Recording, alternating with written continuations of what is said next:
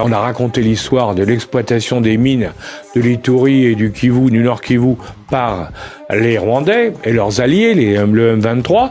Bon, on a dit attention, ils ont été soutenus par les Américains depuis l'indépendance du Rwanda. Or là, les Américains viennent de les lâcher.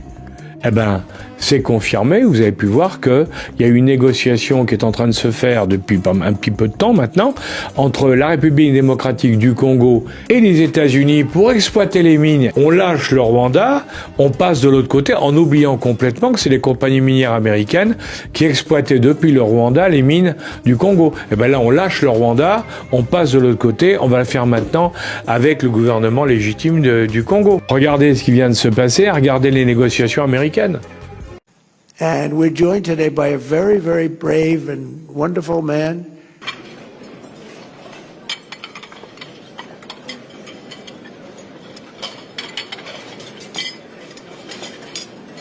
Good morning, everybody.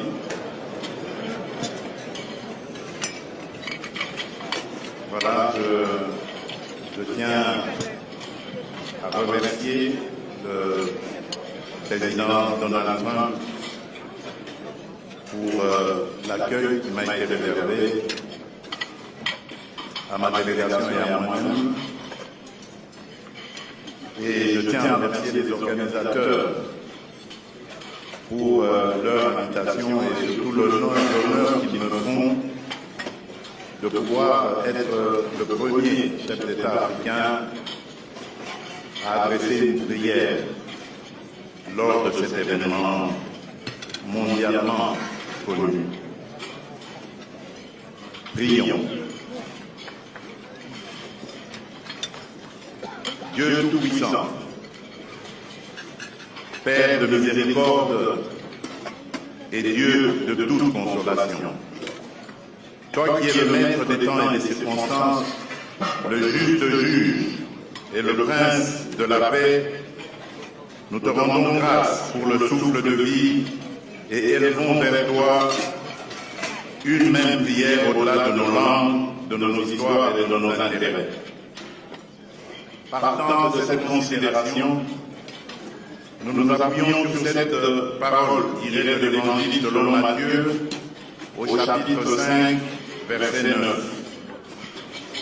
Heureux ceux qui procurent la paix, car ils seront appelés fils de Dieu. Aujourd'hui, Seigneur, fais de nous des artisans de réconciliation. Là où la méfiance a fermé la route, ouvre un chemin. Là où l'orgueil a dressé des murs, apprends-nous à bâtir des ponts. Là où l'histoire a laissé des blessures, suscite des gestes de guérison. Et nous voici en ta présence, engageant nos cœurs et nos vies pour la réconciliation entre les peuples et entre les nations, afin que règne la paix et la justice, la droiture et la liberté, la sécurité et la dignité partout dans le monde. Affermis en nous cette conviction plus forte que nos différences culturelles et la diversité de nos traditions religieuses. Il existe en chaque être humain une lueur intérieure, une étincelle divine qui fonde notre valeur, consacre notre dignité et appelle de nous le respect. Bénis, Seigneur, chacun des chefs d'État et de gouvernement ici rassemblés. Donne à chacun un cœur humble, une parole juste et une main ferme, afin que l'autorité qu'il exerce serve la paix et la dignité humaine. Seigneur, nous te présentons aussi celles et ceux qui ne sont pas dans cette salle, mais qui vivent affligés.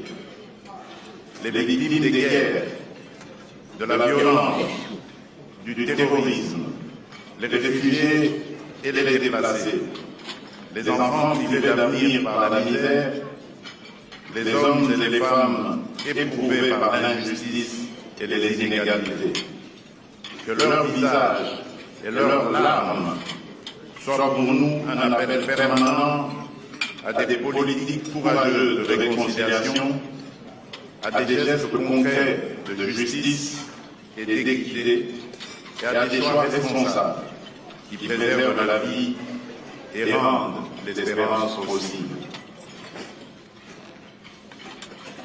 Dieu de paix, fait de ce déjeuner de prière plus qu'un rituel protocolaire.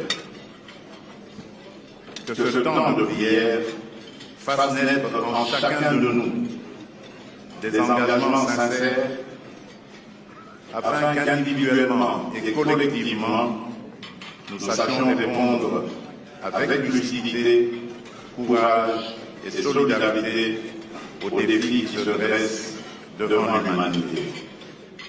Nous te prions au nom de notre Seigneur et puissant Sauveur, Jésus-Christ, le Prince de paix. Amen.